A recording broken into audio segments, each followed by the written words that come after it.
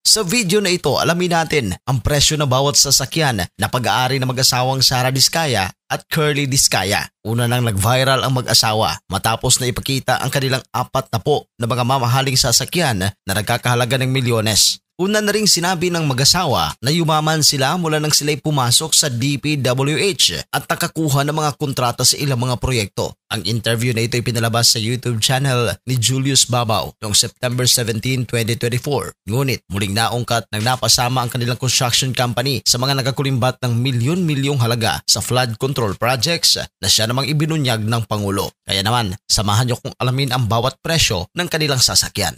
Cadillac Escalade. Nabili ng mag-asawang Diskaya ang black and white editions ng full-size luxury vehicle na ito. Ayon sa 2025 listing ng PhilCoche, ang brand new Escalade ay naglalaro sa presyo ng 17.8 million hanggang 19.8 million bawat isa. Kaya't ang pagbili ng dalawang unit ng kanilang sasakyan ay umabot na agad sa 36 hanggang 40 million pesos.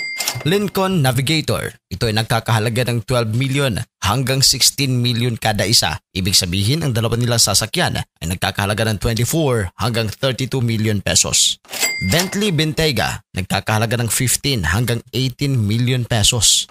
Porsche Cayenne. Ito ay nagkakahalaga ng 8 million hanggang 18 million pesos. Mayroon din silang Chevrolet Suburban na nagkakahalaga ng 5 hanggang 8 million pesos. Dodge Ram na may 3 million hanggang 5 million pesos. Isuzu Altera. Ito ang kauna-unahang sasakyan ng pamilyang Diskaya na nagkakahalaga ngayon ng 1 million hanggang 2 million pesos. Depende sa kondisyon. Volvo XC90. Nagkakahalaga ng 4 hanggang 6 million pesos. Maserati Levante. Ang sasakyan na ito ay nagkakahalaga ng 7 hanggang 9 million pesos. Lexus LM na may presyo na 10 hanggang 12 million pesos. Ford Bronco Sport na nagkakahalaga ng 2 hanggang 3 million pesos. Massimo T-Boss 550 UTV na may presyong 700k hanggang 1 million pesos. Rolls-Royce Cullinan. Ito ang kanilang kontrobersyal na sasakyan na binili ni Sara Diskaya dahil lang natuwa siya sa payong. Ayon sa mga website, ito ay nagkakahalaga ng 30 million hanggang 59 million pesos. Jaguar F-Pace. Ito ay nagkakahalaga naman ng 5 hanggang 8 million pesos. Sa kanilang mga BMW collection naman, mayroon silang BMW X5 na nagkakahalaga ng 5 hanggang 8 million pesos. BMW X7 na may presyo na 8 hanggang 10 million pesos.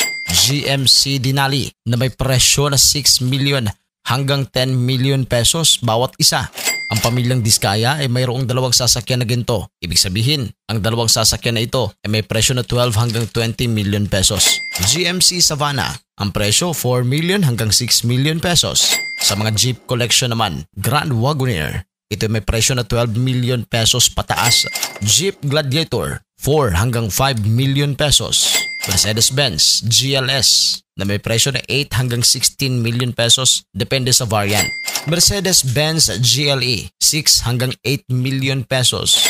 Mercedes-Benz Sprinter 5.5 hanggang 12.5 million pesos. Mercedes AMG G63, ang presyo tumataginting na 16 hanggang 23 million pesos.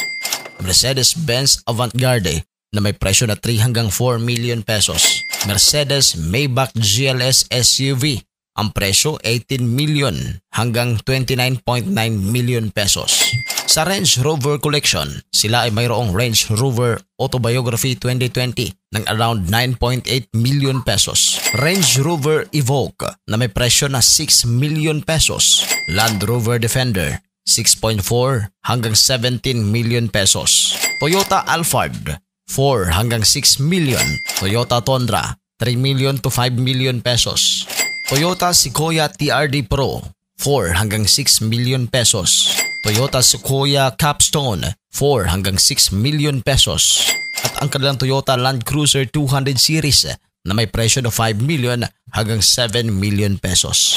Anong reaksyon niyo dito sa ating video sa mga nakakalulang presyo ng mga sasakyan ng pamilyang Diskaya? I-comment yan sa ating comment section.